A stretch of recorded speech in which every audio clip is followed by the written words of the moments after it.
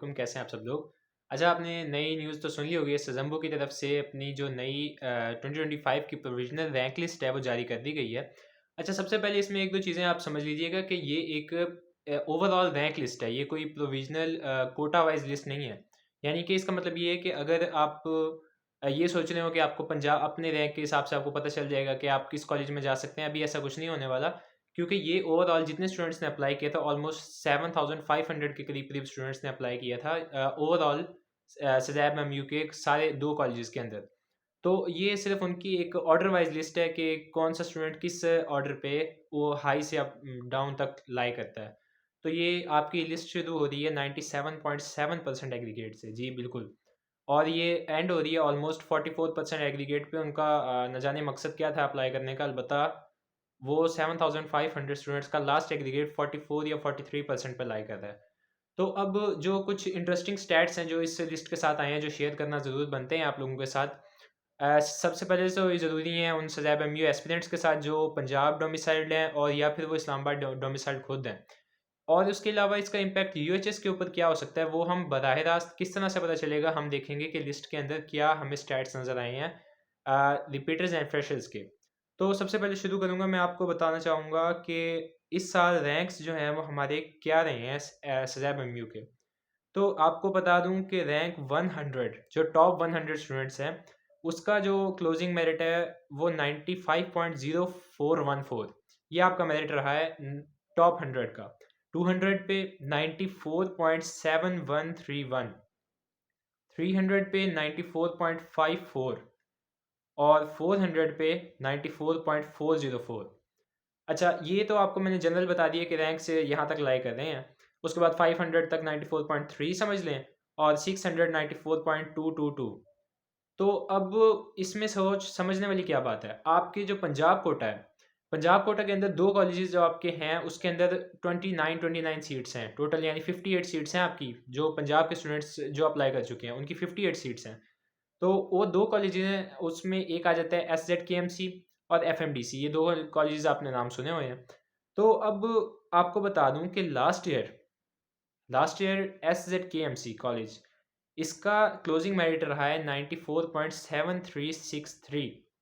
जी, 94.7363, यानी 7 7 समझिए, 94.7 आपकी आसानी के लिए। और ये क्लोजिंग रैंक जो इसका था वो था 458।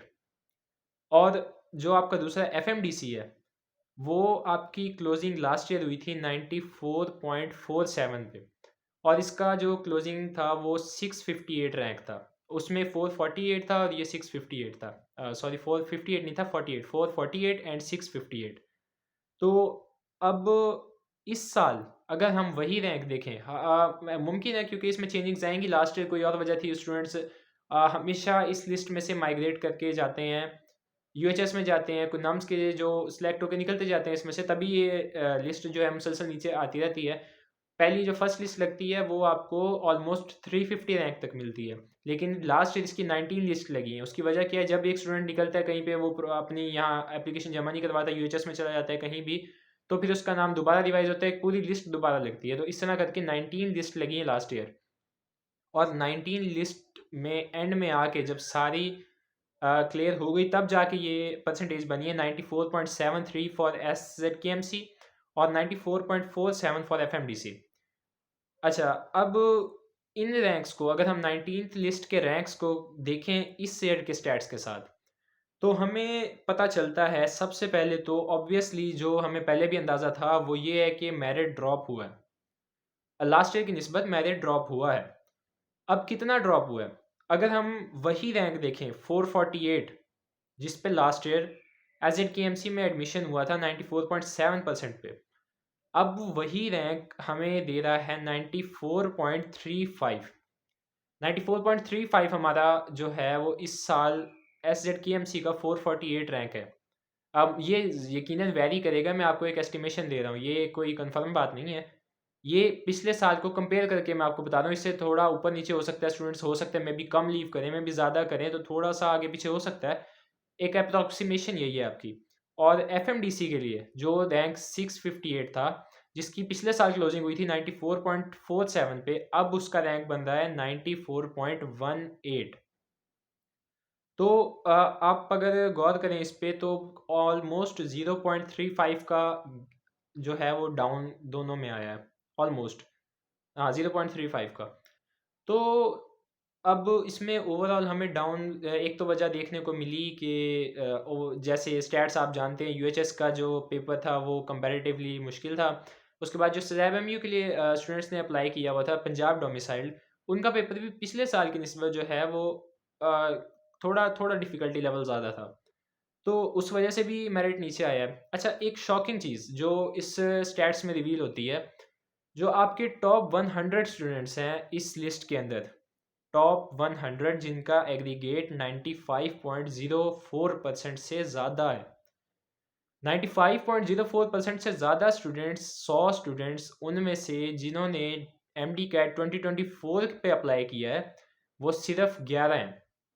11 स्टूडेंट्स ने लास्ट ईयर के वैलिडिटी को यूज़ किया है और इस लिस्ट में टॉप 100 में शामिल हुए हैं। नीचे आएंगे, अगर 400 तक आएंगे तो ये नंबर थोड़ा इंक्रीज़ हो जाएगा। तो लेकिन आप एक अंदाज़ा लगा सकते हैं कि 11%, और बाकी आप देख लें 89% सीट जो है वो फ्रेशर्स। अब फ्रेशर्स से मुराद ये नहीं कि वो लोग जो एफएससी जिन्होंने 2025 में की है वो नहीं, मुमकिन है उन्होंने एफएससी 2024 में की हो लेकिन वो अप्लाई जो है वो 2025 के एमडी कैट पे कर रहे हैं, तो हम उनको फ्रेशर कंसीडर कर रहे हैं। तो वो 89% या 88% थे। 1% कौन था? 1% थे already enrolled MBBS and BDS students. जी, ये आपकी लिस्ट में शामिल हुए हैं, और मैंने जो देखा है उसकी आपकी लिस्ट में 2 स्टूडेंट्स ऐसे आए हैं जो टॉप 100 के अंदर ऑलरेडी किसी भी एमबीबीएस या बीडीएस कॉलेज में इनरोल्ड हैं और उनका नाम लिस्ट में आया है। और ये तादाद आप 400 तक या 500 तक उम्मीद कर सकते हैं। 10 स्टूडेंट्स आप निकाल सकते हैं कि 10 स्टूडेंट्स होंगे, तो इनका कोई मेजर इफेक्ट ज़ाहिर है नहीं आएगा। मे बी लिस्ट सिलेक्शन के अंदर अभी ये फर्दर 10 से कम होके 2 से 3 ही रह जाएंगे बस। और आपकी टोटल जो पंजाब कोटा की सीट्स हैं वो 58 हैं। तो इससे कोई ऐसा मेजर इम्पैक्ट नहीं पड़ा कि आप कह दें कि सारी सीट्स जो हैं वो एमबीबीएस स्टूडेंट्स जो हैं ले गए हैं, या सारी सीट्स जो हैं वो पिछले साल की वैलिडिटी वाले स्टूडेंट्स ले गए हैं। तो ऐसा नहीं हुआ, अभी भी 87-88% सीट्स जो हैं वो आपकी फ्रेशर्स के पास आई हैं। आपके रैंक्स के हिसाब से मैं बता रहा हूँ कि ये रैंक्स जो हैं वो टॉप 100 के अंदर 88% फ्रेशर्स ही हैं। तो इससे काफ़ी सारे जो क्लेम्स थे वो गलत साबित होते हैं। लेकिन एक बात यहाँ पे ज़हन में रखिएगा कि ये स्टैट्स सज़ैब एवेन्यू के लिए हैं। अब यहाँ पे हो सकता है, मुमकिन है कि काफ़ी सारे रिपीटर्स जिनका एग्रीगेट काफ़ी अच्छा था, 94.5 प्लस था, 95 प्लस था, उन्होंने अप्लाई ना किया हो। तो ज़रूर ऐसा नहीं हुआ होगा कि सब रिपीटर्स ने तो अप्लाई नहीं किया होगा, जो लास्ट ईयर वैलिडिटी वाले हैं। तो हम इसको ऑफिशियली नहीं कह सकते कि ऐसा ही होगा, यूएचएस की लिस्ट में 11% स्टूडेंट्स ही आएंगे। बट एक आइडिया आपको मिल गया है। अब उसके बाद आप ये देखें कि इसका हमें इससे यूएचएस के बारे में क्या पता चलता है। तो सबसे पहले आपको ये आपकी बात सामने आ गई है कि जितना सीरियस इस इशू को बनाया जा रहा था कि एमडी कैट 2024 वैलिडिटी की वजह से फ्रेशर्स के पास से सीटें ख़त्म हो जाएंगी, फ्रेशर्स के बाद सीटें बचेंगी ही नहीं, तो ऐसा इंप्रेशन भी बिल्कुल एक तरह से इम्पोज कर देना गलत होगा। आपको मैंने सारे स्टैट्स बताए हैं, आपके सामने है बात, आप खुद बेहतर फैसला कर सकते हैं। ये इस तरह के स्टैट्स नहीं है कि फ्रेशर्स के साथ तबाही हो गई हो, कोई फ्रेशर लिस्ट में नज़र नहीं आ रहा। हाँ, अगर ये स्टैट्स बिल्कुल रिवर्स हो जाते, जैसे 88% रिपीटर्स और 11% फ्रेशर्स, तो बिल्कुल बात बनती थी कि ये काफ़ी नाइंसाफ़ी की बात है। लेकिन इतने, अगर आप लास्ट ईयर को कंपेयर करके देखें तो इतने स्टूडेंट्स आपको पहले भी नज़र आ जाते हैं। तो नथिंग स्पेशल अबाउट इट।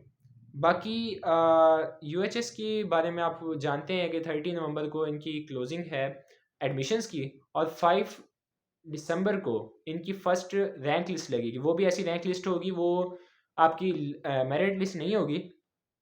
तो उसके बाद आप वहाँ उसमें जो है वो क्लियर कट एक होता है, क्योंकि आपके पास एक फिगर होती है 3400 की, तो आप उसमें से निकाल सकते हैं कि ये जो 3400 नंबर आ गया, अब ये जो है आपका क्लोजिंग एग्रीगेट हो सकता है। लेकिन यहाँ पे ऐसा नहीं होता, क्योंकि यहाँ पे मुख्तलिफ कोटा निकलने होते हैं। पंजाब कोटा अलग होता है, केपीके का अलग होता है, कुछ फेडरल एम्प्लॉयज़, ये वो सब कुछ करके फिर वो भी नहीं पता होता कि स्टूडेंट्स जो हैं वो यूएचएस में चले जाएंगे, कुछ आगे सबमिट नहीं करेंगे फीस, तो तभी चलते चलते चलते चलते 450 तक बात आ जाती है रैंक की। लेकिन यूएचएस में ऐसा नहीं होता, ऑलमोस्ट जो हमें मिल जाता है कट ऑफ वो वहीं पे होता है, थोड़ा बहुत ड्रॉप नीचे लाजमी आता है।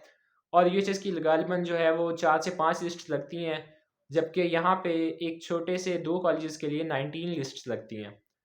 अब फ़िलहाल ये सारी अपडेट्स हैं और मज़ीद जो भी अपडेट्स आएँगी वो आपके साथ शेयर होंगी। सलैब एमयू की पहली लिस्ट जो है वो हम एक्सपेक्ट कर सकते हैं इस वीक के अंदर अंदर मेरिट लिस्ट आ जाएगी, जिसमें हर एक जो है वो कोटा वाइज आपको एक्सप्लेन करके बताया जाएगा कि इस कोटा के लिए क्लोजिंग मेरिट यहाँ पे बना है। फिक्स सीट्स जो हैं वो फिक्स हैं 29 एफएमडीसी में, 29 एजेडकेएमसी में, तो 58 सीट्स आपकी टोटल पंजाब कोटा पे हैं। तो इनके बारे में एक आइडिया मैंने आपको दे दिया है। 94.35 for AJKMC and 94.18 for FMDC in accordance with the MDCAT 2024 के पिछले साल जो है वो स्टैट्स कैसे रहे उससे कंपेयर करके मैंने आज आपको बता दिया है। बाकी जो भी अपडेट्स होंगी वो शेयर होती रहेंगी इंशाल्लाह। आप फ़िलहाल थोड़ा सा वेट करें यूएचएस वाले भी, और इस बात को इतना सर पे सवार ना करें कि खुदा न खास्ता रिपीटर्स के एडिशन से कोई ऐसी बुरी हालात आने वाले हैं कि फ्रेशर्स को सीट मिलेगी ही नहीं, तो ऐसा तासुर बिल्कुल गलत है। हाँ, इफेक्ट ज़रूर होगा।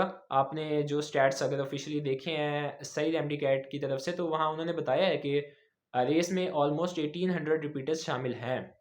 तो ज़ाहिर है उनका इम्पैक्ट तो होगा, लेकिन ऐसा नहीं होगा कि जो मुकाबले में आने वाले फ्रेशर्स हैं उनका बिल्कुल हक मारा जाएगा। ज़ाहिर है एक इम्पैक्ट होगा, आप उसे कह सकते हैं कि थोड़ी सी डोमिनेंस रहेगी रिपीटर्स की, लेकिन आप ये तासुर ना दें कि रिपीटर्स ने बिल्कुल उनको मास्क कर दिया है, ऐसा नहीं है। और जो दूसरा एक मसला काफ़ी आजकल चल रहा था वो MBBS and BDS enrolled students का था, तो आप वो देख लें कि इस लिस्ट के अंदर सिर्फ 2 टॉप 100 में सिर्फ 2 स्टूडेंट्स हैं जो एमबीबीएस एंड बीडीएस इनरोल्ड हैं।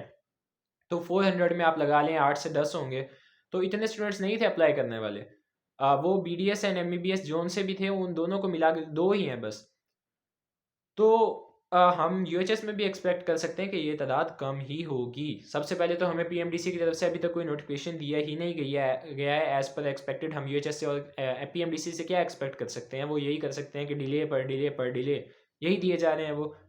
लेकिन अगर कोई नोटिफिकेशन आना भी है तो अब आप देख सकते हैं कि सलैब एमयू की लिस्ट तो आ गई है, वो कब नोटिफिकेशन देंगे? अगर कोई ऐसा फैसला होना है इनके ऊपर रिस्ट्रिक्शन का, तो वो तो अब क्या इम्प्लीमेंटेशन कर सकते हैं? जबकि एक मेरे ऑफिशियली रैंक लिस्ट लग चुकी है इस्लामाबाद सलैब एमयू की तरफ से। तो मोस्ट प्रोबेबली यही होगा कि वो कहेंगे हाँ ठीक है, हमने रियलाइज़ कर लिया, नेक्स्ट ईयर से हम इसको इम्प्लीमेंट करने का सोच सकते हैं। बाकी अब इसको लेके जो फ्रेश स्टूडेंट्स हैं या जो रिपीटर्स हैं वो परेशान ना हो कि ये बहुत ज़्यादा इम्पैक्ट करेगा मेरिट को। याद रखिए ऑलमोस्ट 250 टू 300 स्टूडेंट्स के एडिशन के बाद, यूएचएस की बात कर रहा हूँ, 250 टू 300 स्टूडेंट्स अगर ऐड हो जाएँ खुदा ना खास्ता, तो तब जाके आपका मेरिट 0.1% ऊपर जा सकता है। इंशाल्लाह इससे भी कम नंबर होगा, हम देखेंगे। अगर इसको इनको इनरोल्ड स्टूडेंट्स को ऐसे ही ओपनली अप्लाई करने दिया जाता है तब भी ज़्यादा फ़र्क नहीं आएगा इंशाल्लाह। और आप देखेंगे मेरिट जैसे यहाँ पे 0.4 का गैप आया, इंशाल्लाह इससे ज़्यादा गैप आएगा यूएचएस के अंदर। तो होप फॉर द बेस्ट। बाकी आप चैनल के साथ कनेक्टेड रहें, लाइक एंड सब्सक्राइब करें और अपने दोस्तों के साथ शेयर करें। शुक्रिया।